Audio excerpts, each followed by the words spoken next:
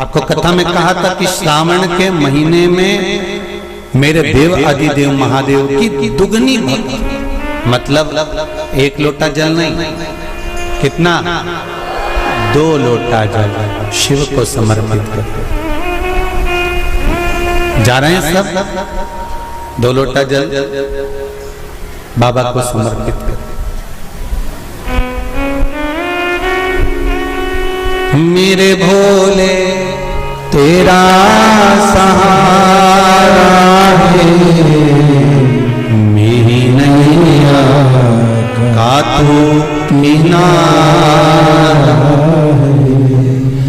श्रावण शिव महापुराण की कथा में गंगा और पार्वती की मूल तत्वता, जैसे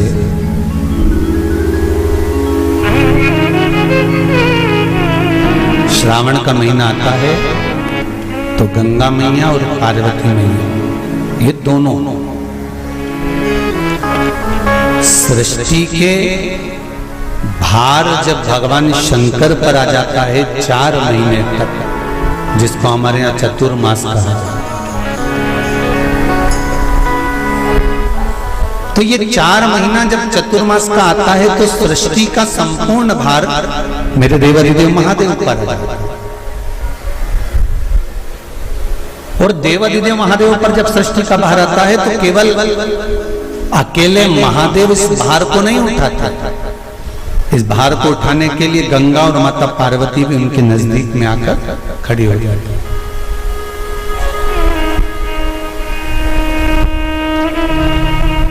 देखिए बड़ा सुंदर संवाद, ध्यान रखिएगा जरा श्रावण शिव महापुराण की कथा का।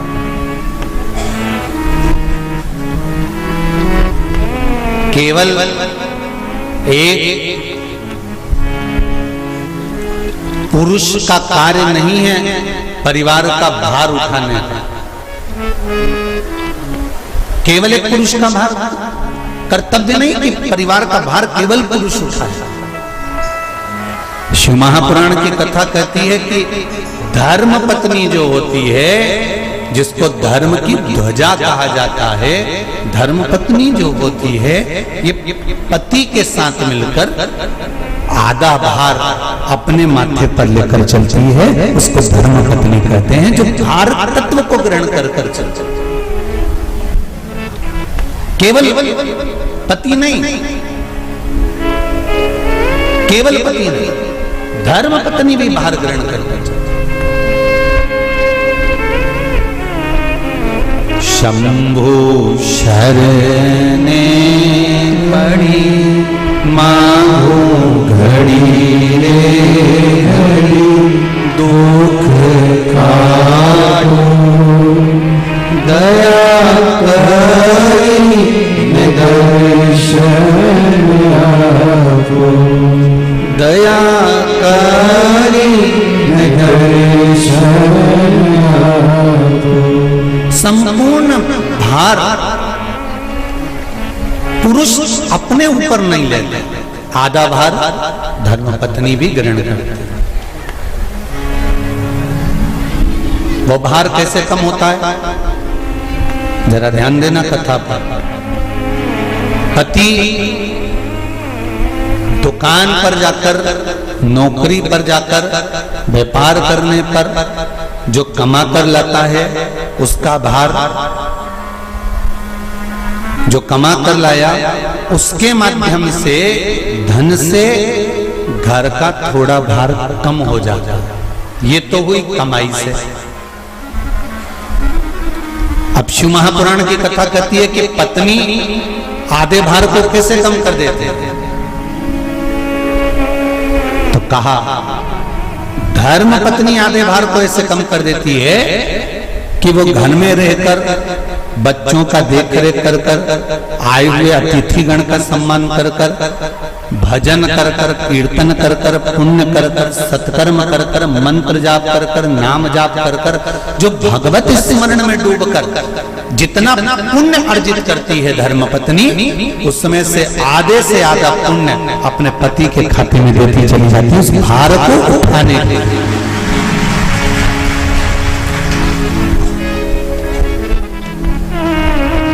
उस भार को उठाने में आधे से आधा भार धर्मपत्नी अपने व्रत, अनुष्ठान, मंत्र, साधना, तप, उपवास आदि के माध्यम से काट देता।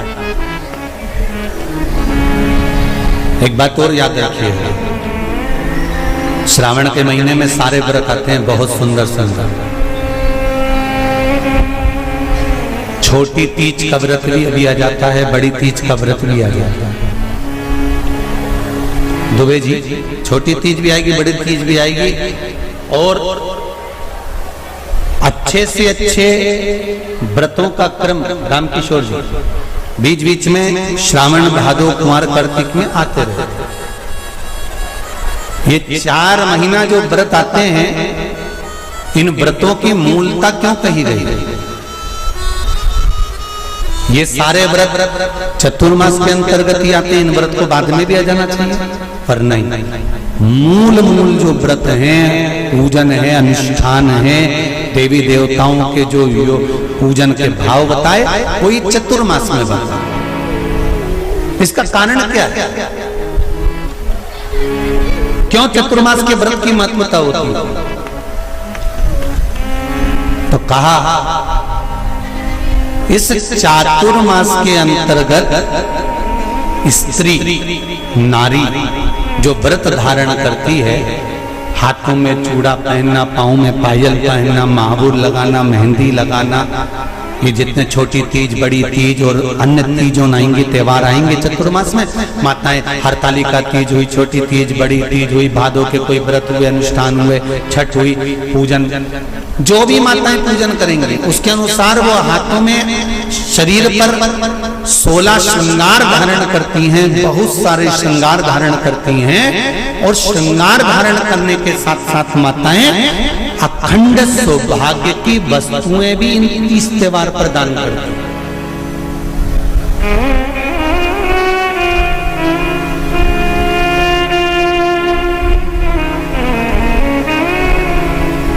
जो अखंड सौभाग्य की सूचक, जो अखंड सौभाग्य की वस्तुएं वो देने का प्रयास करते हैं, दान।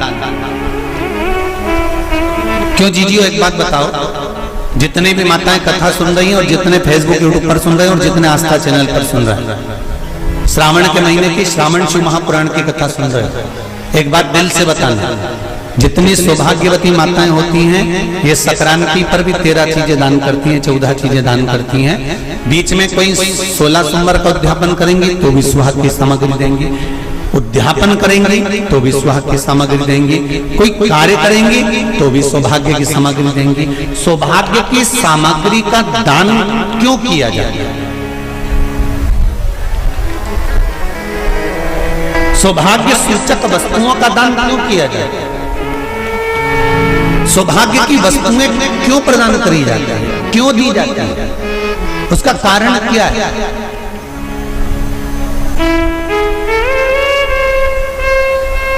क्यों देते हैं? महाराज,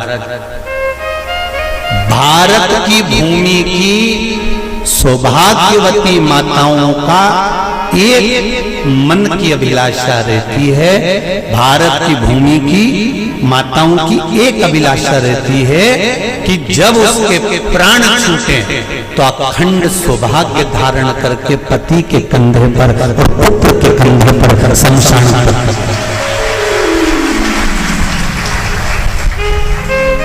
ये भारत की भूमि की माताओं की सोच, उनके मन का संकल्प, उनके मन का भाव। और विदेश की माताओं का क्या संकल्प होता है? महाराज, भारत का एक संत विदेश गया और भारत के संत जब विदेश गए तो वहां पर एक मां, एक स्त्री पति की कब्र के पास में बैठकर पंखा कर रही थी।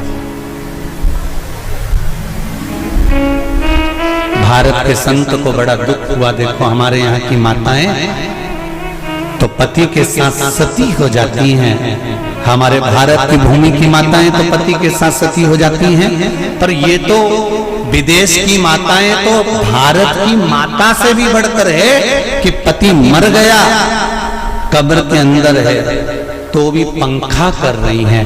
ये तो इनसे भी बड़ी है, भारत की माता से भी बड़ी, ये विदेश की माता। तो भारत के संत से रहा नहीं गया और भारत के संत ने जाकर पूछ लिया विदेश की माता से, माँ जी एक बात बताओ, हमारे यहाँ पति के साथ पत्नी सती हो जाती है, वो प्रथम गिनती में आती है, पर तुम तो उससे भी बड़ी हो कि पति मर गया उसके बाद भी उसकी कब्र को पंखा कर रही हो। इतने में विदेश की माता ने कहा, मैं पति को पंखा नहीं कर रही, हमारे यहाँ नियम है जब तक पति की कब्र नहीं सूख जाए हम दूसरी शादी नहीं कर सकते, इसलिए पंखे से सुखा रहे।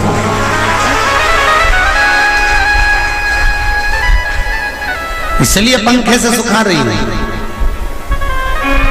मेरे भारत की माताओं में और विदेश की माताओं में अंतर है साहब। मेरे भारत की माताएं अखंड सौभाग्य की वस्तुएं धारण कर कर अपने आप को गौरवान्वित महसूस करती हैं और विदेश की माताएं ये सब वस्तुएं उतार कर गौरवान्वित महसूस करती हैं।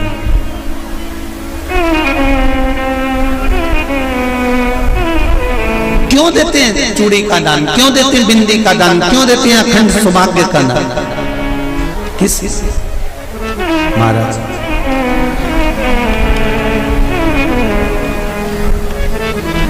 मेरे हाथों में भर भर के चूड़ी रहे, मेरे हाथों में भर भर के चूड़ी और मैया कोई काम नहीं, मेरे मस्तक पे चमकती चूनर रहे, मेरे मस्तक पे चमकती चूनर और मैया कोई काम नहीं, मेरी मांगों में भर भर के सिंदूर रहे, मेरी मांगों में भर भर के सिंदूर रहे और मैया कोई काम नहीं, मेरे पाँव में बिछुड़ी का जोड़ा रहे, एक बिछुड़ी नहीं कितनी, 2 3 4 5, एक एक पाँव में जोड़े से बिछुड़ी होना चाहिए, केवल एक नहीं, सिंगल नहीं। वो तो आजकल का फैशन हो गया महाराज, जो केवल एक बिछुड़ी धारण कर लो उसी में फैशन दिखे। श्रावण की शिव महापुराण की कथा कहती है जब बेटी को विदा करा जाता है और पहली बार बेटी के पांव में जब बिछुड़ी डाली जाती है तो वो बिछुड़ी भी अलग अलग नहीं होती, उस बिछुड़ी के जोड़ को चेन से एक दूसरे से बंधा हुआ होता।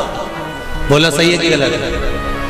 जितने आस्था चैनल पर कथा सुन रहे हैं, जितने फेसबुक पर सुन रहे हैं, यूट्यूब पर सुन रहे हैं, सुन लेना कि मेरे भारत की माताओं का जब पाणी ग्रहण संस्कार किसी बेटी का होता है, उसके पांव में जब पहली बार बिछुड़ा पिनाया जाता है, बिछुड़ी पिनाई जाती है, तो वो बिछुड़ी भी एक दूसरे से बंधी हुई होती है, चेन से बंधी हुई होती है। उसको अलग अलग वाली बिछुड़ी शादी के मंडप में नहीं पिनाई जाती। क्यों? जैसे ये बिछुड़ी एक दूसरे से पांव में बंधी हुई है, तुम्हारी जिंदगी अंतिम श्वास तक ऐसी ही बंधेगी, यही बनना चाहिए। तो अब माताओं ने थोड़ा सा फैशन चेंज कर दिया, अब पांव में ज्यादा बिछुड़ी नहीं पहनती, गड़ती है, चुभती है, एक बिछुड़ी धारण है। महाराज पर नहीं, बिछुड़ी भी 2 हो, जोड़े से। हमारी माताएं, भारत की भूमि की जो माताएं हैं, ये चूड़ी भी हाथ में पहनती है तो जोड़े से पहनती है। बोलो जैसा सही है कि गलत है?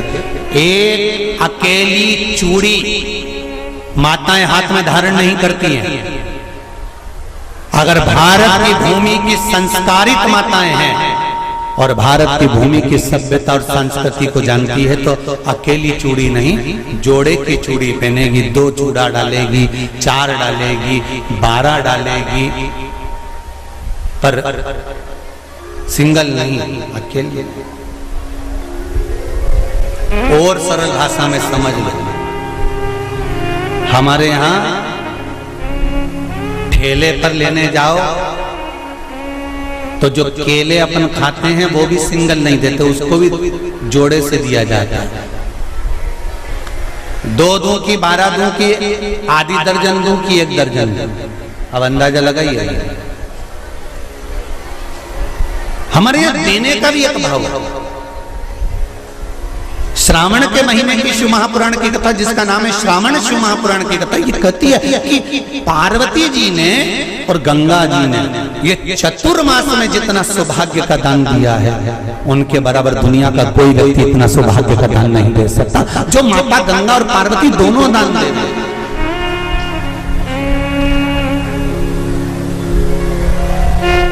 प्रतिदिन दे रहे हैं। और अब तो फैशन आ गया, तुम लोगों जो सौभाग्य का दान देते हो प्लास्टिक की डलिया में देते हो, पर एक एक पुराण को उठाकर देख लेना, एक एक उद्यापन को उठाकर देख लेना, जितनी तुम कथा तुम्हारे घर में छोटी छोटी कथाओं की पोथियां पड़ी हो, उनको उठाकर देख लेना, उसमें नहीं लिखा कि प्लास्टिक की डलिया में सौभाग्य की वस्तु का दान दिया जाता है। उसमें लिखा है बांस की पिटारी में, बांस की डलिया में सौभाग्य की वस्तुओं का दान दिया गया। क्यों? क्योंकि बांस वंश की वृद्धि करता है, बांस सौभाग्य की वृद्धि करता है, और बांस अखंड सौभाग्य, जैसे बांस का पौधा बढ़ते चले जाता है, बढ़ते चले जाता है, उसी तरह बांस की डलिया में जब दान दिया जाता है, बांस की टोकनी में जब दान दिया जाता है, तो ये भाव रखा जाता है कि तुम्हारा सौभाग्य ऐसे ही बढ़ता रहे। पर अब थोड़ा सा फैशन चेंज हो गया, तो प्लास्टिक की डलिया। हम जब किसी विषम परिस्थिति में फंस जाते हैं तो हम उस परिस्थिति से भागते हैं। हम जब किसी तकलीफ में आ जाते हैं तो उस तकलीफ से हम भागते हैं। हमारे परिवार में अगर कोई बात हो जाती है तो हम अपने परिवार से भागते हैं।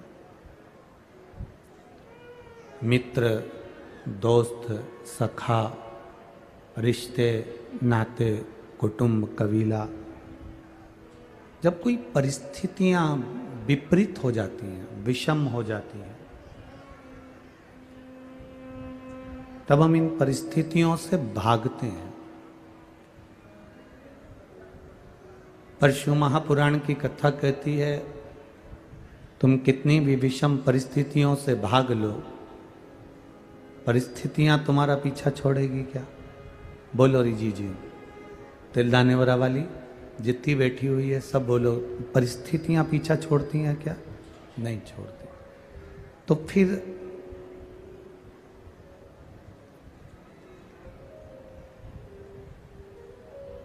आवाज नहीं आ रही कि एलईडी नहीं चल रही है? आवाज नहीं आ रही है? आवाज खोलिए बाबू, पीछे तक की आवाज खोल दो, रोड पे लोग बैठे हुए हैं बहुत। परिस्थितियां पीछा नहीं छोड़ती, परिस्थितियां हमारे साथ चलती हैं। परिस्थितियों से भाग जाना या परिस्थितियों से मुख मोड़ लेना, ये एक अलग बात है। शिव महापुराण की कथा कह रही है, भगवान शंकर का पावन चरित्र कह रहा है, भागना किसी चीज का हल नहीं है, भाग जाना किसी चीज का हल नहीं है, बल्कि भागने की जगह इन परिस्थितियों से लड़ने का कोई ऐसा साधन ढूंढा जाए जिससे हम जागृत हो जाएं। भागना कोई हल नहीं है किसी चीज से। दुख आया हम भाग लिए, कष्ट आया हम भाग लिए, परेशानी आई हम भाग लिए, परिवार में अगर तकलीफ आई तो हम भाग लिए। शिव महापुराण की कथा कहती है भागना मूल नहीं है, मूल है हमारा जागना। यदि हम शिव महापुराण की कथा को सुन रहे हैं, श्रवण कर रहे हैं, भगवान की कथा का रसपान कर रहे हैं, तो ये शिव पुराण की कथा हमें जागना सिखाती है कि हम ऐसे जागें कि हम इस विषम परिस्थिति से भजन कर कर, उससे बल द्वारा, मौन द्वारा, शांति द्वारा और कुछ ना कुछ ऐसा कर्म कर कर हम इस विषम परिस्थिति से बाहर निकल जाए।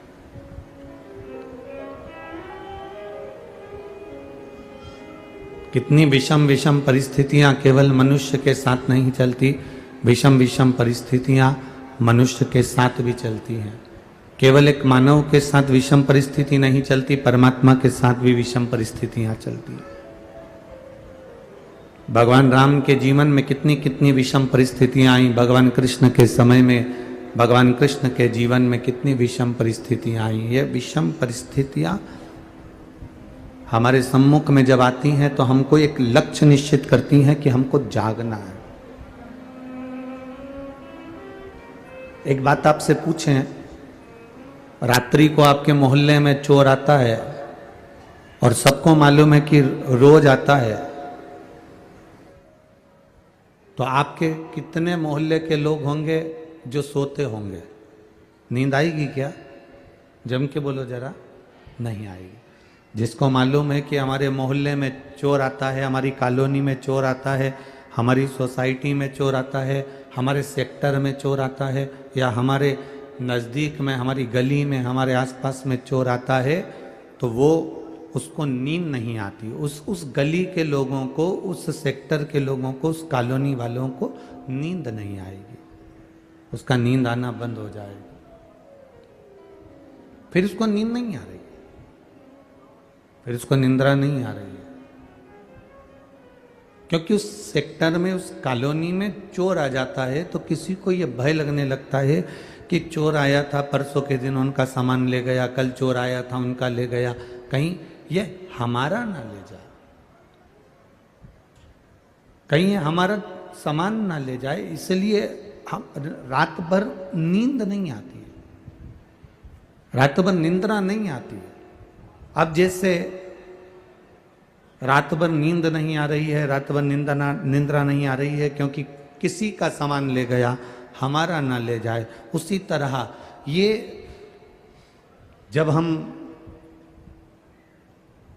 एक विचार करिएगा, चोर आया, रात्रि को आया, मोहल्ले में आया और पूरे मोहल्ले की नींद उड़ गई कि ये लेकर ना चले जाए। लोग कहते हैं कि बुढ़ापे में, वृद्धावस्था में नींद नहीं आती। हम कहते हैं उनको मालूम है कि यमराज आएगा और इस आत्मा को खींच कर ले जाएगा, इसलिए नींद उड़ी पड़ी होती है कि कोई आएगा और खींच कर ले जाएगा। निंद्रा कहाँ है? अंत समय प्रभु आना पड़ेगा, वचन दिया तो निभाना पड़ेगा। आए ना आए प्रभु कुटुंब कबीला, अंत समय प्रभु आना पड़ेगा, और वचन दिया तो निभाना पड़ेगा। एक परिस्थितियां व्यक्ति को भगाती है, पर शिव महापुराण की कथा कहती है हमने अगर जागना सीख लिया, हम जाग रहे हैं, हम जागृत हैं, तो परिस्थितियां हमको भगा भी नहीं सकती। आप अगर शिव के मंदिर जा रहे हो, एक लोटा जल चढ़ा रहे हो, शंकर का गुणगान कर रहे हो, शिव भक्ति में रमे हुए हो, शंकर के स्मरण में रमे हुए हो, शिव की भक्ति में कुछ नहीं कर रहे, केवल उसके मंदिर में जाकर झाड़ू लगा दे रहे हो, पोछा लगा दे रहे हो, सेवा कर दे रहे हो, उसमें भी आपकी शिव भक्ति रमी है, तो इतना जानना कि एक कोई अगर किसी सेठ के यहाँ पर काम करता है, बहुत दिनों तक काम करता है, तो सेठ की दृष्टि में वो आ जाता है, तो उसके घर में जब शादी आती है, किसी सेवक के घर में, किसी चाकर के घर में, किसी नौकर के घर में जब शादी आती है, तो सेठ उसमें से निकाल कर, सेठ थोड़ा सा धन निकाल कर उसको दे देता है, सेठ थोड़ी सी पूंजी निकाल कर, सेठ थोड़ा सा धन निकाल कर उसको दे देता है। सेठ जब धन निकाल कर उसको देता है कि तेरे यहाँ शादी है, इसको कर लीजिए, ये धन ले जाओ, इसमें ये शादी पूरी कर लो। आपने जो समय निकाल कर परमात्मा को दिया है, आपने जो समय निकाल कर भगवान को दिया है, क्या चाहिए भगवान को? आप नारियल लेकर आते हो, इससे भगवान प्रसन्न हो जाता है क्या? अरे जम के बोलो जरा, तुम श्रीफल लेकर आती हो, नारियल लेकर आती हो, भगवान प्रसन्न हो जाता है इससे? चिरौंजी लेकर आती हो, भगवान प्रसन्न हो जाता है इससे? मिठाई का 1 किलो का डब्बा लेकर आती हो, तो क्या भगवान प्रसन्न हो जाता है इससे? तुम ढेर सारा फल फूल लेकर आओ, तो क्या भगवान प्रसन्न हो जाता है इससे? भगवान गुरु और गोविंद, गुरु और महादेव, अगर सच्चा गुरु है, सच्चा गुरु, गुरु गोविंद, गुरु महादेव, गुरु और भगवान तुम्हारी वस्तु से कभी प्रसन्न नहीं होते। गुरु और भगवान, तुमने जो गुरु को समय दिया है, जो तुमने परमात्मा को समय दिया है, गुरु और भगवान उस समय को अपना जानकर तुम पर कृपा कर देते हैं और प्रसन्न हो जाते हैं। वो धन से या वस्तुओं से प्रसन्न नहीं हो, वो धन और वस्तुओं की प्रसन्नता उसकी नहीं रहती है। हम भगवान को अगर समय दे रहे हैं, आज आप लोग यहाँ पर आए हो, पूरी चैनल वाले तो क्या हम कहें, इन लोगों को बोलेंगे कि ये रोड पर आप लोग बैठे हुए हो, पूरी रोड पर लोग बैठे हैं। यहाँ से लगभग आधा किलोमीटर दूर तक ऐसे चले जाओ और आधा पौन किलोमीटर 1 किलोमीटर दूर तक इधर चले जाओ, जितने लोग पंडाल के अंदर बैठे हैं उससे ज़्यादा पूरी रोडों पर लोग, चारों तरफ की रोडों पर बैठे हुए हैं। इतना भक्त आया चारों तरफ की रोड पर। रोड को छोड़ दो, छोटी छोटी गलियां जिसमें माइक की आवाज भी नहीं जा रही होगी, उस गलियों में भी लोग बैठे हुए हैं। जिस गलियों में गाड़ियां नहीं घुस पाती, उसमें लोग भक्त उसमें बैठकर कथा सुन रहे हैं। क्या दिया है आपने परमात्मा को? क्यों आए हो यहां पर कथा सुनने के लिए? शिव महापुराण की कथा कहती है, तुम्हारे दिए गए श्रीफल से, तुम्हारे दिए गए नारियल से भगवान की प्रसन्नता नहीं है, तुम्हारे दिए गए फल से भगवान की प्रसन्नता नहीं है, तुम्हारे दिए गए लड्डू के डब्बे से भगवान की प्रसन्नता नहीं है। गुरु और भगवान की प्रसन्नता होती है जब उसका भक्त उसको अपना कीमती समय परमात्मा को जब देता है, तो भगवान भी कहते हैं कि तूने मुझे समय दिया तो मैं भी तुझे समय दूंगा। तूने आज मुझे समय दिया है, एक दिन आएगा तो मैं तुझे समय दूंगा। तूने मुझे समय प्रदान करा है, मेरे लिए तू अपना घर छोड़कर यहाँ आकर बैठ गया, मेरे लिए तू अपना द्वार छोड़कर मंदिर आकर बैठ गया, मेरे लिए तू रोज मंदिर आता है, 1 लोटा जल चढ़ाता है, मेरे लिए तू बेलपत्र तोड़ कर लेकर आता है, मेरे लिए तू श्री शिवाय नमस्तुभ्यम का जाप करता है, मेरे लिए राम नाम कृष्ण नाम भजता रहता है, जपता रहता है। तो आपने परमात्मा को समय दिया है, और हमें परमात्मा से क्या चाहिए? समय ही तो चाहिए। जब कोई विषम परिस्थिति में फंस गए, एक्सीडेंट हो गया, वेंटिलेटर पर पड़े हो, कोई तकलीफ आ गई, आईसीयू में पड़े हो, तब तुम भगवान से क्या प्रार्थना करोगे? तुम्हारे परिवार वाले क्या बोलेंगे भगवान से? भगवान इनकी उम्र बढ़ा देना, भगवान ऐसी कृपा करना, भगवान इनकी लंबी उम्र कर देना, मेरे सुहाग की उम्र लंबी कर देना, इन बच्चों के पिता की उम्र लंबी कर देना, भगवान कृपा करना, इनको थोड़ा समय और दे दो परमात्मा, इनको समय दे दो परमात्मा, थोड़ी उम्र और बढ़ा दो परमात्मा। हम भगवान से मांगते क्या है? हम मांगते हैं इनकी उम्र बढ़ा दो, इनका समय और बढ़ा दो, इनकी उम्र बढ़ा दो। तो भगवान भी कहता है तूने मेरी कथा में समय दिया था, इसलिए अंत समय में जब तकलीफ में होगा तो मैं तुझे समय दूंगा। आ गया तेरा समय, समय आ गया तेरा कि तुझे मरना है। उसके बाद भी राजा श्वेत की कथा कहती है, राजा श्वेत प्राण त्यागने का समय आ गया और भगवान का भजन में लगा था, तो भगवान ने कह दिया इसने मुझे समय दिया था, इसलिए इसको थोड़ा समय और दो और जाओ तुम यहाँ से। यमदूत इसको नहीं पकड़ सकते, यमराज इसको छोड़ो यहाँ से, तुम छोड़ कर जाओ। यमदूत कहते हैं इसका अंतिम समय, भगवान कह रहे हैं इसने मुझे समय दिया, मेरी सेवा करी, मेरे को जल चढ़ाने आया, मेरी आराधना करी, मेरे मंदिर में चाकरी करी, पोछा लगाया, झाड़ू लगाया, कहीं ना कहीं किसी ना किसी रूप में ये मेरी सेवा में लगा रहा, इसलिए इसने मुझे समय दिया है तो मैं इसको समय दूंगा। और वो अभी आप अपना समय भगवान को दे रहे हो और भगवान तुमको जो समय देगा, अंत समय प्रभु आना पड़ेगा, वचन दिया तो निभाना पड़ेगा, आए ना आए प्रभु कुटुंब कबीला, अंत समय प्रभु आना पड़ेगा। ये अंत समय में हमें उसकी जरूरत पड़ेगी। तुम्हारे मामा जी, तुम्हारे काका जी, तुम्हारी बुआ जी, तुम्हारे फूफा जी, तुम्हारे जीजा जी, तुम्हारी जीजी, तुम्हारा बेटा, तुम्हारी बहू, तुम्हारा पोता, तुम्हारी पोती, तुम्हारा नाती, तुम्हारा पंती, तुम्हारा रिश्तेदार, जितना भी है ना, जिसको तुम समय दे रहे हो ना, ये तुम्हारे काम आखिरी में नहीं आएंगे। वेंटिलेटर पर जब पड़े रहोगे, इन सबको डॉक्टर बाहर निकाल देगा, सबको। जब सब बाहर निकल जाएंगे, तुम डॉक्टर से कहोगे ये हमारा जीजा जी आंदो ना अंदर, डॉक्टर के जीजा होगा तेरा, चल निकल बाहर यहाँ से, आईसीयू रूम में कोई नहीं आएगा, वेंटिलेटर के पास कोई नहीं आएगा, ये हमारा बेनोई जी है, इनको तो अंदर आन दो, 5 मिनट तो आन दो, चलो बाहर निकलो यहाँ।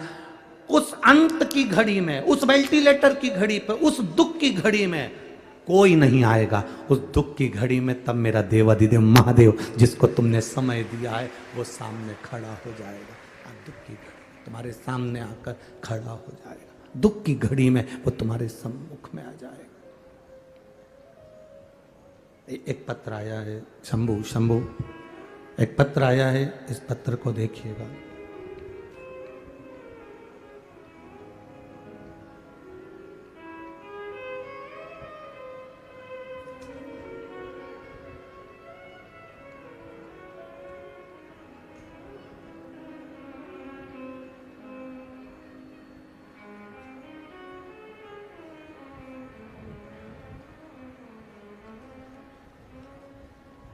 मेरा नाम देवकी रानी ध्रुव है। मेरा नाम देवकी रानी ध्रुव है। मैं गांव किरना की रहने वाली हूँ। मेरी उम्र 32 वर्ष है। कहीं बैठी हो तो हाथ हिला सकती हैं। देवकी रानी ध्रुव, गांव किरना की रहने वाली हूँ। मेरी उम्र 32 वर्ष है। मैं क्या बखान करूँ गुरुदेव बाबा का। कहीं बैठी हो तो हाथ हिला सकती हैं। दिख गई क्या? हाँ, हाथ हिला दो बहन एक बार। हाँ जी, ठीक है। मैं बखान क्या करूं गुरुदेव। मेरी तबीयत 2022 में अचानक खराब हो गई। मेरे गले में छाला हो गया था और मैं खाना नहीं खा पा रही थी। डॉक्टर को दिखाया तो उसने बहुत कुछ बोला। आखिरी में उसने कह दिया डॉक्टर ने कि ये छाला ठीक नहीं होगा, इसका ऑपरेशन कराना पड़ेगा। ऑपरेशन के लिए कहा अब मन में डॉक्टर ने इतना कह दिया कि ये छाला साधारण नहीं है और इसका ऑपरेशन करना है और ये सहज बीमारी नहीं है, सरल नहीं है कि जल्दी समाप्त हो जाए। अब करा क्या जाए? तब मेरे को किसी ने कहा कि शंकर पे चढ़ा हुआ जल पीना चालू करो, शिव जी के मंदिर जाना चालू करो। अभी तक हॉस्पिटल के चक्कर लगा रही थी, अब मंदिर के चक्कर लगाना प्रारंभ कर दिया। और तब मंदिर के चक्कर लगाना चालू करा। मैंने पशुपति व्रत नहीं करा, मेरे पति ने मेरे लिए पशुपति व्रत करा। गुरु जी, मेरे पति ने मेरे लिए पशुपति व्रत करा। रोज मेरे पति भी मंदिर जाते, मेरे लिए चरणामत लेकर आते, बेलपत्री लाते, मैंने खाना चालू करा। बाबा डॉक्टर ऑपरेशन का बोले थे और उन्होंने जो बीमारी का लक्षण बता दिया था वो सारी रिपोर्ट दूसरी बार में नील आ गई और मेरा छाला समाप्त हो गया। ये अंत समय में आता है। बैठो बहन, श्री शिवाय नमस्तुभ्यं, बैठ जाइए। अंत समय में वही आए। मेरे मामा जी हैं, मेरे चाचा जी हैं, मेरे काका जी हैं, मेरी बुआ जी है, मेरी बहन है, मेरे रिश्तेदार हैं। कौन आने वाला है? तुमने जिसको समय दिया है। एक पत्र और है, देखिए।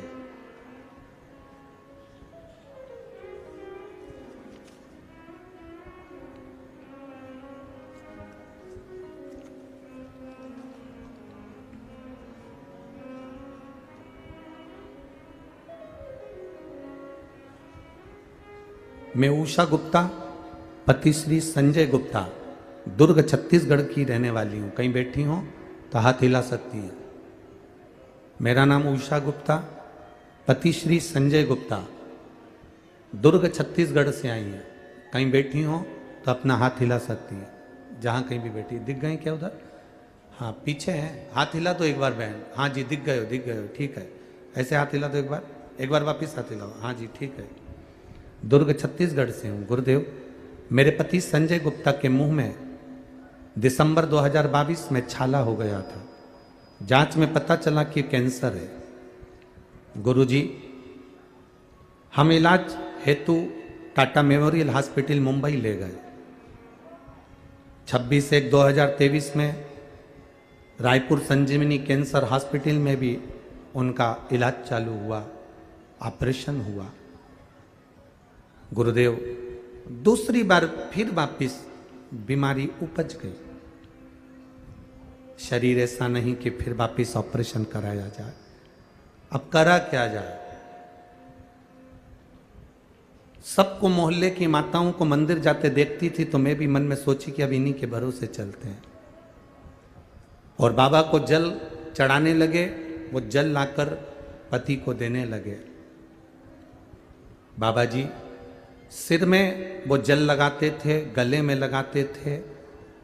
फिर वापिस जो गांठ बता दी गई थी कि वापिस गांठ हो गई है और वो गांठ वापिस वही की वही है, तब जल पी पी कर, बाबा की सेवा कर कर, मंदिर में बाबा का आराधना कर कर दूसरी बार जांच कराने के लिए हम फिर पहुँचे तो सारी रिपोर्ट नॉर्मल आ गई। और बाबा की कृपा से हमने कहा था जब अगर इनकी रिपोर्ट नॉर्मल आ जाएगी तो हम पंडाल में बैठकर कथा सुनेंगे, इसलिए हम यहाँ पहुँचे। अब ठीक है बाबू, एक बार हाथ हिला दो वापिस। हर हर महादेव। विराजिए। श्री शिवाय नमस्तु। ये रिश्ते हम मना नहीं करेंगे कि आप रिश्ते ना निभाइए, आप निभाओ।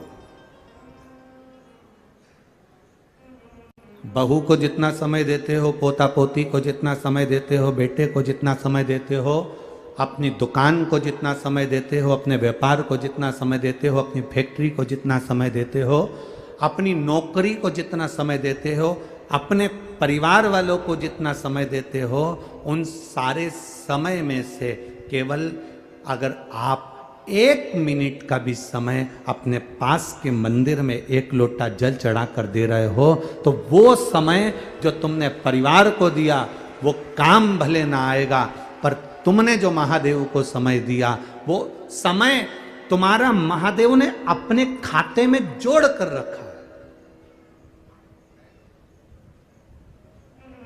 मेरी जीजू, आप लोग मंदिर जाती हो? यहां जितनी बैठी हैं जाते हो मंदिर? तुम्हारे घर के पास मंदिर है?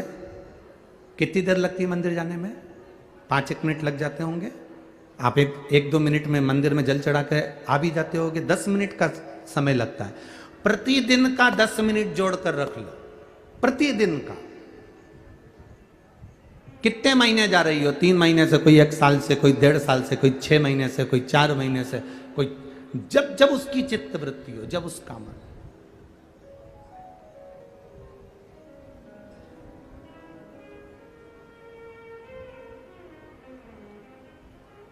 एक मां तो यहां पर बैठी हुई है जो 2011 से शिव महापुराण की कथा सुन रही है। हमारी एक मां बैठी है यहां 2011 से। कहां बैठी है? हाथ हिलावा। 2011 से शिव पुराण की कथा सुन रही है, जिसके 12 बच्चे मर चुके थे। कहीं बैठी हो तो हाथ हिलाना।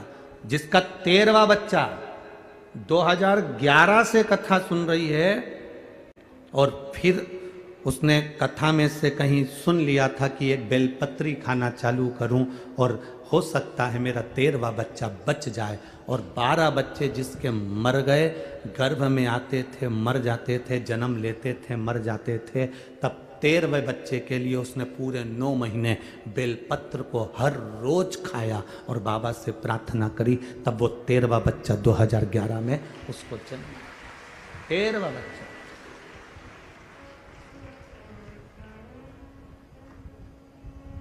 और 2011 से बाबा का स्मरण कर रही। 2011 में उसको, जब 11 तक उसके 12 बच्चे मर चुके थे, तब शंकर की आनंदता उसने श्रवण करना प्रारंभ कर। उस समय तो ये टीवियों पर ज्यादा हमारा प्रसंग आते नहीं थे, छोटे मोटे यूट्यूब पर लोग सुन लेते थे, और कहीं छोटा वो चैनल होता उस पर, ये आस्था वगैरह पर तो अब लोग सुनना चालू करे।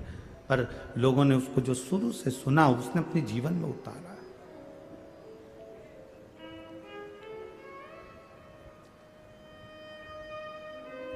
शिव तत्व परिवार को दिया समय, नाते रिश्तों को दिया समय, वो समय जोड़ कर रखना। और जो भोलेनाथ जी को दिया समय, आप लोग बहुत दूर दूर से आए हो, गलियों में बैठे हो, रोडों पर बैठे हो, छतों पर बैठे हो, गाड़ियों पर बैठे हो, दुकानों में बैठे हो।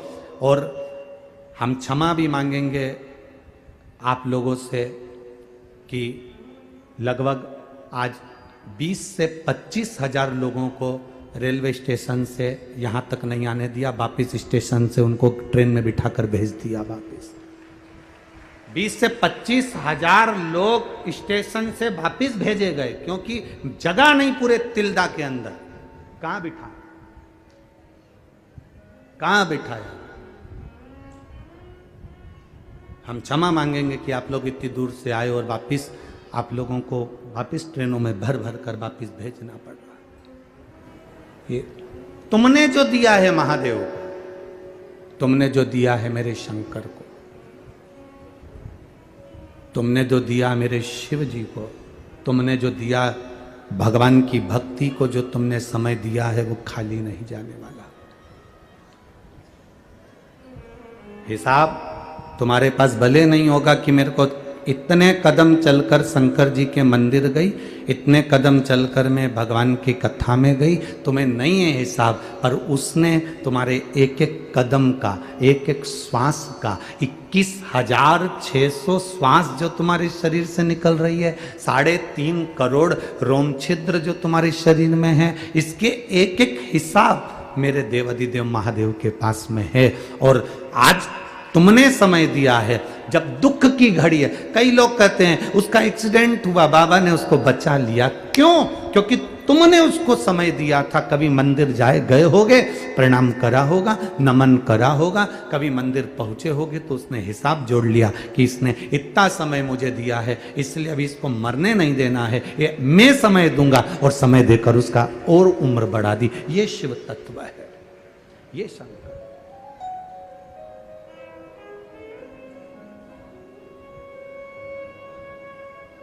छल से समय की गणना ना करी जाए।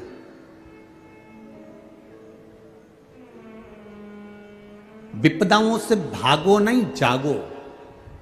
समस्या से भागो नहीं, जागो। आज दुनिया के लोग कहते हैं सारी समस्या का हल एक लोटा जल। प्रत्येक समस्या, मतलब दुनिया के लोग आज जाग गए। पहले भागते थे समस्या से, तकलीफ आई भागना है, हम कैसे निपटेंगे, भगवान क्या होगा, तो लोग भागते थे। दुकान नहीं चल रही, व्यापार नहीं चल रहा, तकलीफें बढ़ गई, बच्चे नहीं हो रहे, तकलीफें। कितना कितना जिसके भाग्य में नहीं उसको भी दिया है मेरे बाबा ने। जिसके भाग्य में नहीं है उसको भी दिया है। एक पत्र आया, उसमें लिखा उन्होंने कि गुरुजी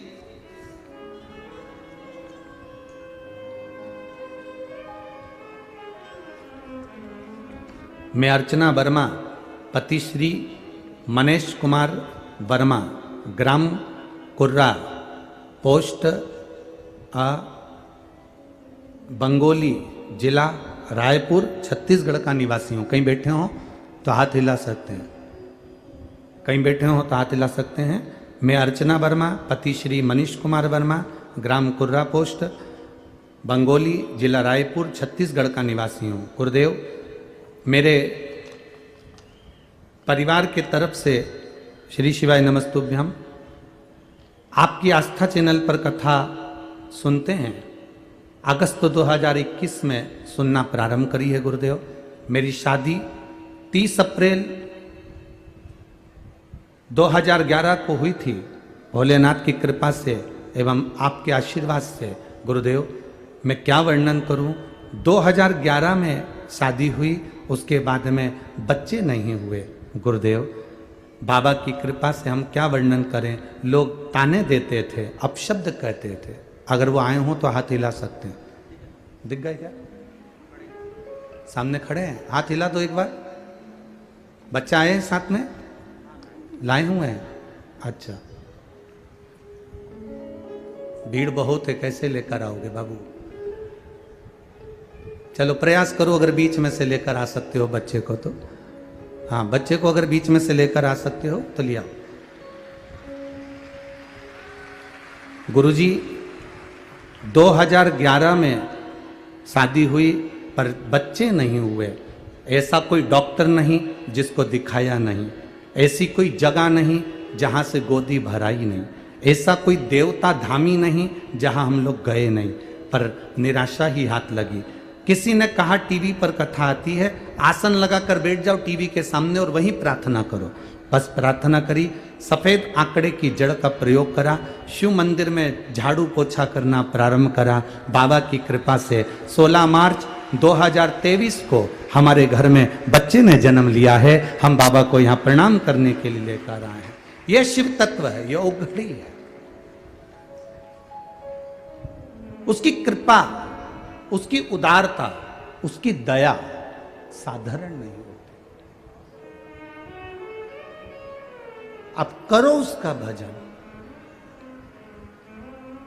खाली न जाता कोई दर से तुम्हारे, खाली न जाता कोई दर से तुम्हारे, मैं भी खड़ा हूँ बाहें पसारे, अपने हृदय से लगा लो, लगा लो, गिरा जा रहा हूँ उठा लो, भोले अपने दर से अब तू न टालो, गिरा जा रहा हूँ उठा लो, आपका हमें समस्या से, हमें तकलीफों से, हमें विषम परिस्थितियों से हमें भागना नहीं है।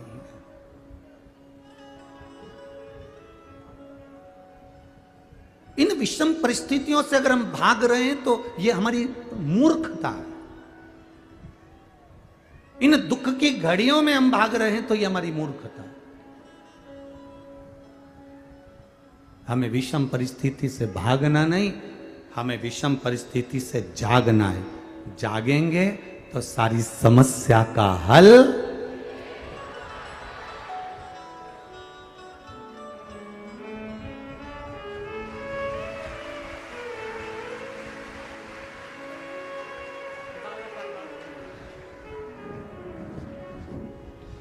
जोरदार ताली बजाओ एक बार। 11 वर्ष के बाद बाबा ने 2011 में विवाह हुआ तो 2023 में दिया है, ये शिव कृपा।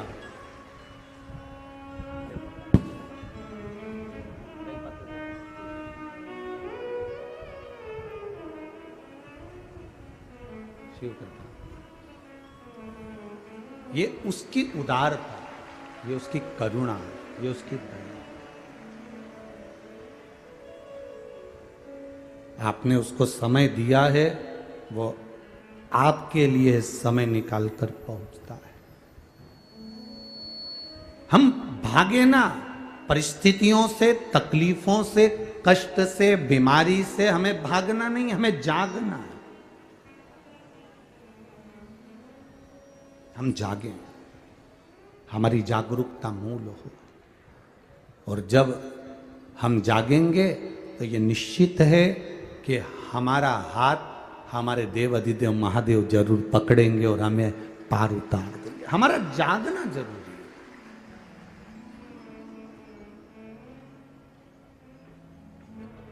तेरी कृपा बिना न हिले एक भी अणु, लेते श्वास तेरी कृपा से तनु तनु।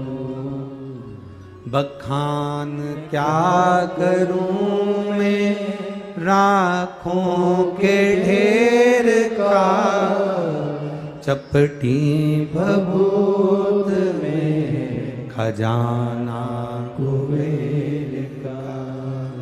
हे गंगधार मुक्ति द्वार ओमकार तू, भोले ओमकार तू।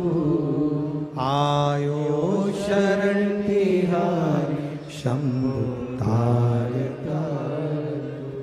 ये उसकी उदारता से हमें जागरूक होना है। परिस्थितियों से लड़ने के लिए हमें जागरूक होना है।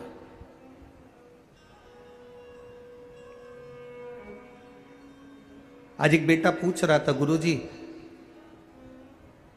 मैं कोई व्यापार खोलूं तो सफलता मिलेगी कि नहीं मिलेगी? हम कोई भगवान तो है नहीं कि आपको आशीर्वाद दे दें और कह दें कि आपको सफलता मिल जाए या ये मिल जाए या वो मिल जाए। कभी कभी कभी भी इस व्यासपीठ से बैठकर भी हमने कभी आपको आशीर्वाद नहीं दिया, क्योंकि हम तो खुद उस महादेव से आशीर्वाद लेने के लिए आते हैं। तो हम क्या दे सकते हैं? जो खुद भिखारी हो, जो खुद भिक्षुक हो, वो क्या दूसरे को देगा? हां, हमने उस बेटे से इतना जरूर कहा है कि अगर तुम व्यापार खोल रहे हो, व्यवसाय खोल रहे हो, कंपनी खोल रहे हो, तो शुरुआत में थोड़ा कष्ट जीवन में रह सकता है, पर तुम्हारी मेहनत अगर तुमने दिल से कर ली तो मेरा महादेव पकड़ कर पार कर देगा। ये निश्चित था।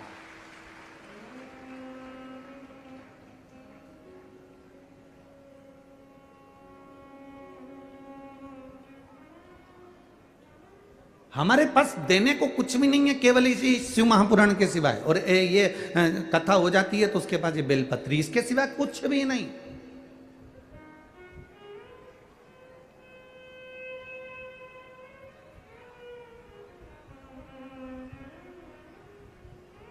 और आपके पास में भी शंकर भगवान को देने के लिए कुछ हो ना हो, बस इतना याद रखना कि आप महादेव को क्या दिए हो। कोई आपसे पूछे क्योरी तिल्दा गई थी कथा में, क्या देकर आई? क्योरी कहाँ गई थी?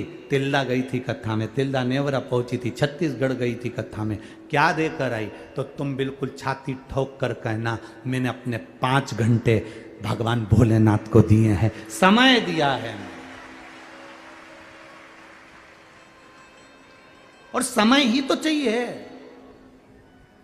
अच्छा, 2 चीजें तुम्हारे सामने रख दी जाए कि एक चीज ये कह दी जाए कि 5 मिनट में तुझे मरना है, और दूसरा कह दिया जाए कि मैं तुझे 5 करोड़ रुपए दे रहा हूं। तुम दोनों में से क्या चीज लो? बोलो। 5 मिनट में मरना है और 5 करोड़ रुपए दिए जा रहे हैं। 2 चीजें तुम्हारे सामने है और भगवान तुम्हारे सामने खड़ा हुआ है, तो तुम इन दोनों में से भगवान से क्या प्रार्थना करोगे? 5 करोड़ रुपए ले लोगे क्या? लेके करोगे भी क्या जब 5 मिनट में मर जाओगे? भगवान से कहोगे हमें 5 करोड़ मत दे और हमारे 50 साल आगे बढ़ा दे, 5 साल की जिंदगी और आगे बढ़ा दे, 10 साल और दे दे, 20 साल और दे दे, हमारी उम्र बढ़ा दे। हमारी जब उम्र तू बढ़ाएगा मेरे महादेव, तो ऐसे 5 करोड़ तो हम मेहनत कर कर फिर कमा लेंगे। पर श्वास ही नहीं बची, शरीर में कोई तत्व ही नहीं बचा, और हम अंतिम समय में पड़े हुए हैं। और मालूम पड़े कोई आकर तुम्हें गुलाब जामुन खिलाए तो वो गुलाब जामुन अच्छी नहीं लगेगी। बीमारी के समय पर सबसे पहले भोजन छूटता है। बोलो सही है? जितने बैठे उस वाली पंडाल वाले भी बोल लो, इधर वाले भी। बीमारी के समय पर सबसे पहले भोजन छूटता है, खाना छूट जाता है। जितने लोग रोड पर बैठे हैं, जितने लोग ग्राउंड के बाहर हैं, सब बोलो भोजन कब छूटता? बीमारी आई और सबसे पहले खाना छूटा। बुखार आया, खाना छूट गया। सिर दर्द हुआ, खाना छूट गया। पेट में दर्द हुआ, खाना छूट गया। बीमारी अगर आती है तो सबसे पहले खाना छूट जाता है। शरीर में ताप बढ़ता है, बुखार बढ़ता है, तो हमारा भोजन छूट जाता है। शरीर में ताप बढ़ा तो भोजन छूट जाता है। और जब हमारे घर में और हमारे ऊपर पाप बढ़ता है तो भगवान की कथा छूट जाती है, भजन छूट जाता है। शरीर में ताप बढ़ता है, शरीर में बुखार बढ़ता है तो भोजन छूटता है। और जब पाप बढ़ता है तो भजन छूट जाता है। जब आप भगवान के मंदिर नहीं जा पा रहे हो, शंकर जी को जल चढ़ाने नहीं जा पा रहे हो, पास में शिव महापुराण की कथा अपने गांव में तिल्दा में हो रही है, और अपना अपना घर छोड़ के तिल्दा के इस पंडाल में नहीं पहुंच पा रहे हैं, तो समझ लेना कि हमारा पाप कितना बढ़ गया होगा। जब शरीर में ताप बढ़ता है तो भोजन छूटता है, और जब पाप बढ़ता है तो भजन छूट जाता है, कथा छूट जाती है, सत्संग छूट जाता है। ये पाप कितना बढ़ गया होगा।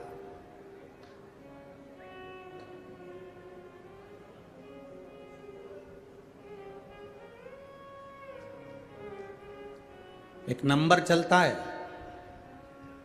एक्सीडेंट होता है तो एक नंबर चलता है एम्बुलेंस को बुलाने के लिए। बोलो कौन सा नंबर है? जम के बोलो जरा। 108।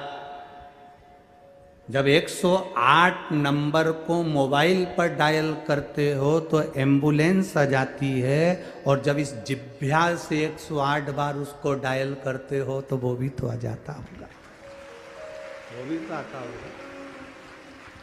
108 डायल करा, एम्बुलेंस आकर जब खड़ी हो जाती है तो 108 बार श्री शिवाय नमस्तुभ्यं, श्री शिवाय नमस्तुभ्यं, श्री शिवाय नमस्तुभ्यं, श्री शिवाय नमस्तुभ्यं, श्री शिवाय नमस्तुभ्यं, श्री शिवाय नमस्तुभ्यं, श्री शिवाय नमस्तुभ्यं, श्री शिवाय नमस्तुभ्यं, श्री शिवाय नमस्तु। जब तुमने उसको पुकारना चालू करा, तुम एक बार नंबर डायल करो और एम्बुलेंस वाला नहीं उठाए, फिर वापिस डायल करते हो, फिर नहीं उठाए, फिर डायल करते हो। तुम दूसरे से कहते तुम्हारे मोबाइल से कर दो भैया एक्सीडेंट हो गया, 108 वाले को बुला दो भैया एक्सीडेंट हो, जल्दी बुलाओ भैया, 108 वाले को बोल दो भैया। जितने खड़े रहते हैं सब 108 नंबर को डायल करते हैं। जरा विचार करना, शासन ने, प्रशासन ने 108 नंबर इसलिए रखा क्योंकि तुमको याद रहे कि 108 बार राम नाम, कृष्ण नाम, शिव नाम जपोगे तो परमात्मा भी आकर खड़ा हो जाता है। उसके जपने पर, उसके भजन में उसकी कृपा बरस जाती।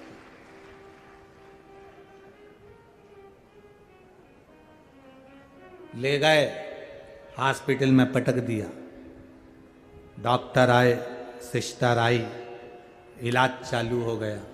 किसी किसी सिस्टर डॉक्टर से अगर पहचान नहीं हो तो वो पूरे जितने भी कक्ष में हैं सबको एक जैसा इंजेक्शन लाए, बस वो टोचती टोचती चली जा।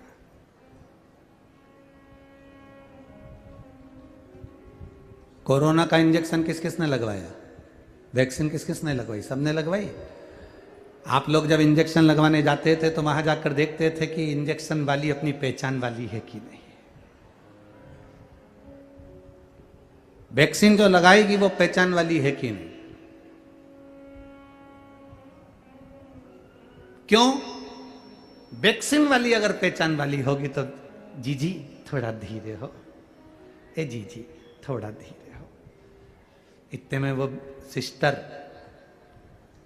वो नर्स, वो डॉक्टर नहीं कहते तुम मेरे को पहचानती नहीं क्या? मैं तो तुम्हारी पहचान वाली। चिंता मत करो, मालूम ही नहीं पड़ेगा कब सुई लग गई। बिल्कुल, लो उधर मुंह करो। और जो उन्हें मुंह उधर करा इसने बिल्कुल छोटी सी बारीक सी सुई निकाल के उसको सुई लगा दी। उसने पूछा मालूम पड़ा? नहीं, बिल्कुल चीटी सा मालूम पड़ा, मालूम ही नहीं पड़ा। और बाकी के जितने निकल के जा रहे थे सब चक्कर खा रहे थे।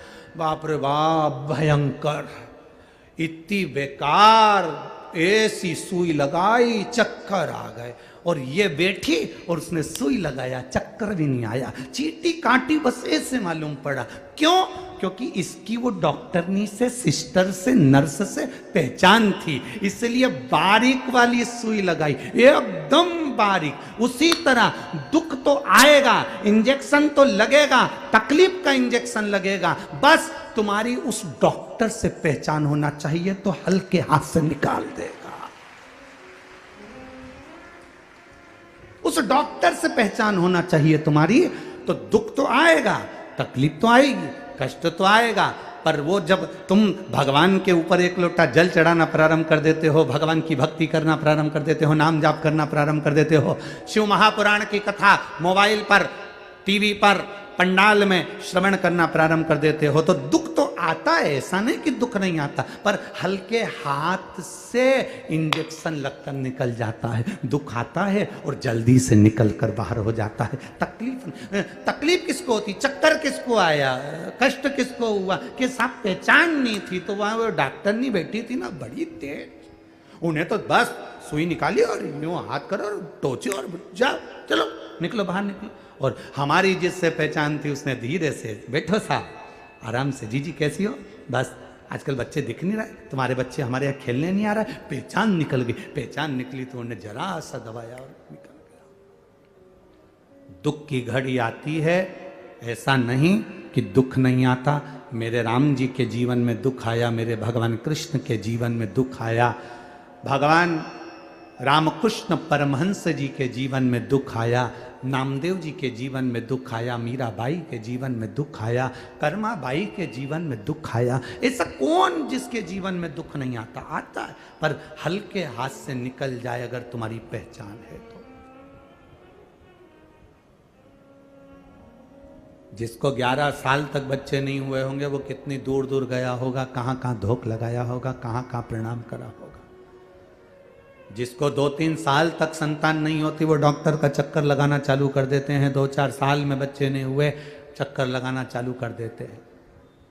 कभी विचार करना, ये जितने पत्र नीचे पड़े हैं इसमें कम से कम 70% पत्र ऐसे होंगे जिसमें भगवान ने किसी को 10 साल में, किसी को 15 साल में, किसी को 4 साल में, किसी को 8 साल में भगवान ने संतान दी। जितने पत्र पढ़े इसके नीचे से निकालना और पढ़ना, 70% पत्र होंगे संतान दी बाबा ने। क्योंकि इनका विश्वास जागृत हो गया। अब ये भागे नहीं, अब इनके पास में अभी तक डॉक्टर ने कह दिया था नहीं होगा, परिवार वालों ने ताना देना चालू कर दिया था, अब उस समय भाग रहे थे, अब क्या करें, अब ये जाग गए, अब ये भागे नहीं, अब जागे हैं। और जाग कर क्या करा इनने? कुछ नहीं करा। अब सबके दरवाजे घूम कर देख लिए, सबके यहाँ चले गए, सबके यहाँ से गोदी भी भरवा ली, सबको धोग भी लगा ली, सबको प्रणाम भी कर लिया, तो वो भी संतान नहीं हुई। तो अब इनने कह दिया अब कहीं नहीं जाना, अब जाएंगे तो केवल महादेव के मंदिर जाएंगे और उससे कहेंगे, वो सुनेगा और भर देगा। और दिया उससे दिया।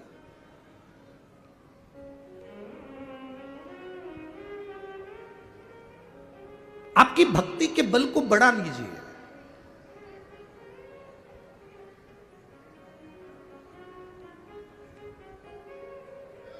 दो माताएं बात कर रही थी, अंदर पंडाल में जगह नहीं है, कहां बैठेंगे? दूसरी बोली रोड पर बैठ जाते हैं। जिस रोड पर जनता चलती है उस रोड पर लोग यहां से लेकर वहां तक, वहां से लेकर वहां तक बैठे। उसने कहा लोग क्या कहेंगे? हंसेंगे। लोग क्या कहेंगे? हंसेंगे। कितनी सुंदर बात शिव महापुराण की कथा कहती है।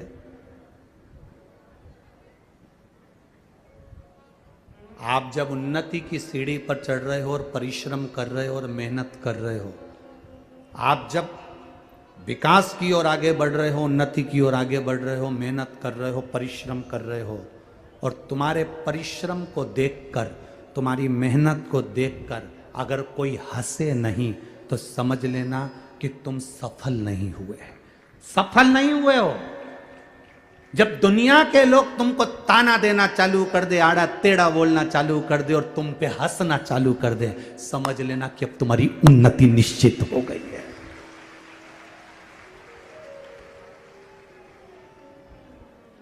बोल बम का नारा है,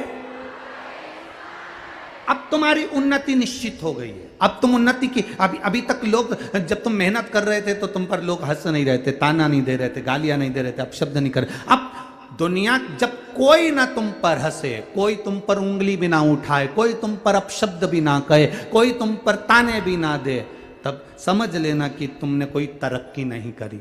अब जब तुमको लोग गालियां देने लगे, ताने देने लगे, अपशब्द कहने लगे, तब समझना कि मेरे भोलेनाथ ने हाथ पकड़ लिया, अब मतलब मैं उन्नति की ओर बढ़ना चालू हो गया हूं। इसलिए मेरी बुराई होने लगी, मुझे लोग अपशब्द कहने लगे, मुझे लोग ताने देने लगे, मेरी अब उन्नति की ओर में बढ़ना प्रारंभ कर दिया हूं। हमें क्या लगता है कि हमें लोग गाली दे रहे हैं, हमें लोग अपशब्द कर रहे हैं, हमें लोग ताने दे रहे हैं, मतलब मैंने कुछ गलती, ना ना ना, आपको दे दिया ना गाली, लोगों ने अपशब्द कह दिया ना, ताने दे दिया ना, समझ लो कि आगे बढ़ गए। जिस बहू को सास के अपशब्द ज्यादा मिलते हैं वो बहू जिंदगी में कभी हार नहीं मानती, उन्नति की ओर बढ़ती चली जाती। ताने मिलेंगे ना आपको, अपशब्द मिलेंगे ना आपको, आप क्यों हारते हो? आपकी सास ने कुछ कह दिया, आपकी हिम्मत हार गई। आपको सास ने कह दिया कि तू तो बेकार है और तेरी जिंदगी भी बेकार निकलेगी, तो तुम ये हिम्मत मत हारना, तुम्हारी सास तुमको पक्का कर रही है, पक्का। चलो जी जियो। आप में से कितनी लोग हैं जो पापड़ बनाती हैं? कभी पापड़ बनाया है? पापड़ चने का, मूंग का बनाया? सबने हाथ ऊंचा करो, किस किसने बनाया है? जरा बनाया है? धर लो धर लो धर लो, बहुत बढ़िया। हमने भी बहुत बनाया हो, ठीक है। हमने बनाया।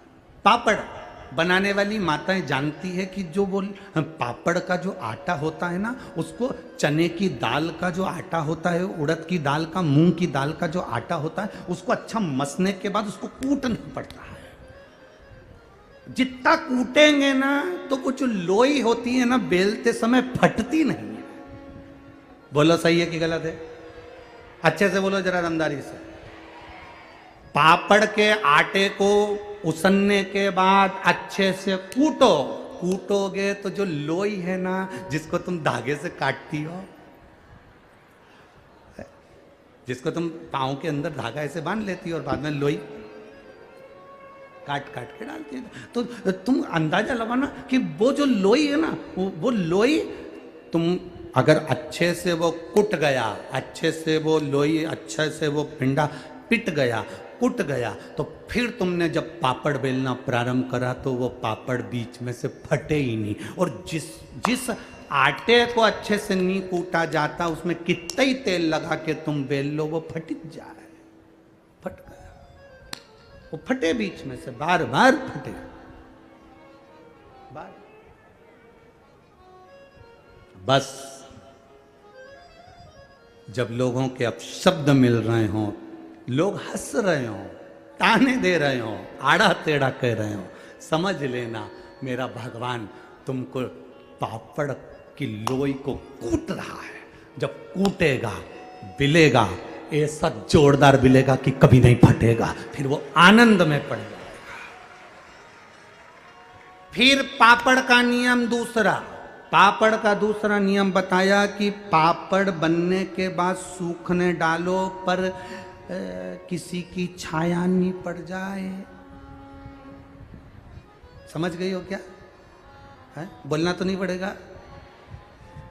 अगर छाया पड़ जाती है तो पापड़ लाल पड़ जाता है, फिर वो उसमें स्वाद भी नहीं आए, तलो सेको खाओ तो स्वाद, छाया नहीं पड़ जाए। इसलिए ध्यान रखना कि जब तुम उन्नति की सीढ़ी पर चढ़ जाओ, आगे बढ़ जाओ, कुटने पिटने के बाद तुम अच्छी उन्नति करने पर आ जाओ, तो ध्यान रखना रे, अहंकार की छाया नहीं पड़ जाए। छाया पड़ गई तो गए, अहंकार की छाया पड़ी कि बर्बाद, नष्ट हो गए।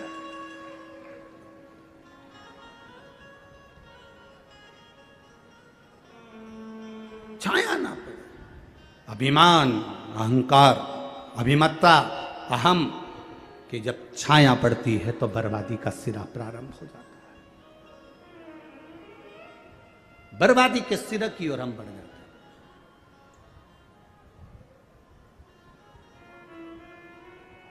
महाराज,